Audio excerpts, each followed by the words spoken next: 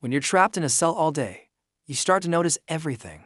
Every little crack, every stain, it feels like it has a story. I spent so much time just staring at my ceiling. I had it memorized like a map. It was covered in names, dates, messages, even little drawings. Some were burned in, others were just scribbled with whatever someone could find. But one word, right in the middle, stood out more than anything else: life. It was the first thing I saw every morning. My 17th birthday happened in that cell. It wasn't exactly a party. No calls, no shower, no one to even laugh with. I traded my high school classroom and my future for a cell that smelled like wet concrete and metal. It was my first birthday without my family, without a gift, without even a hug. All I could do was think about my family and girlfriend, wondering if she was thinking about me too. When the sun went down, it finally hit me nobody was coming to celebrate. Most nights, it all just caught up to me. I bury my face in my mattress and cry where no one could see or hear. The amount of time they said I was facing, it didn't feel real. The bail amount was like something out of a movie. I don't think my entire family could have afforded my bail at that time. Accepting that I wasn't getting out anytime soon was the hardest part. For hours, I would lie there, just thinking about my family and girlfriend. Sometimes I'd hear planes coming and going from LaGuardia Airport. I would have given anything to be on one. I didn't even care where it was going. Anywhere was better than here. After 2 long weeks, I finally heard my name called for a visit.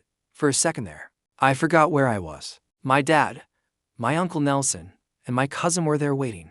They hugged me, but I couldn't hug them back. My arms were locked at my sides with a chain wrapped around my waist and wrist. It was a constant reminder of where I was and where I didn't belong. Every time I moved, the chains would rattle. They tried to be strong, asking questions, smiling. I just kept apologizing to them for having to see me like that. The visit was over fast because I was in solitary confinement. They were gone, and I was heading back to my cell, trying so hard not to fall apart. In my cell, I made a routine to keep myself from going crazy. I started sleeping more, just to make the days go by faster. I would sleep 10, 12, sometimes 15 hours. When I was awake, I'd exercise, push-ups, sit-ups, dips using my bed, anything to stay sane. I'd even stretch out my meals, turning them into something to look forward to. Breakfast came early: grits, bread, jelly, milk, cereal, and fruit.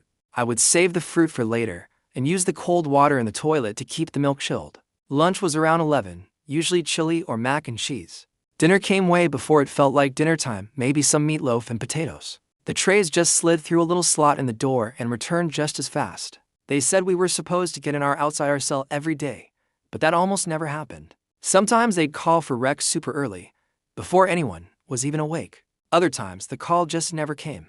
No one ever explained why. If you created an issue or provoked a CO, consequences would soon follow.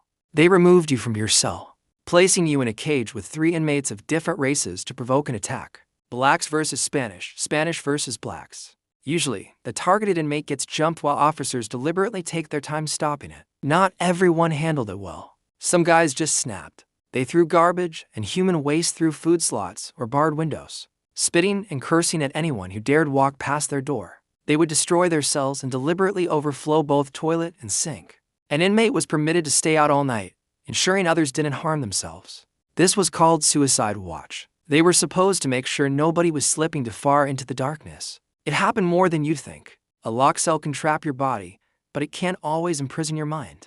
If you or someone you know is struggling, please reach out for help. There are people who want to support you. Thanks for listening to my story. Don't forget to like and subscribe for more.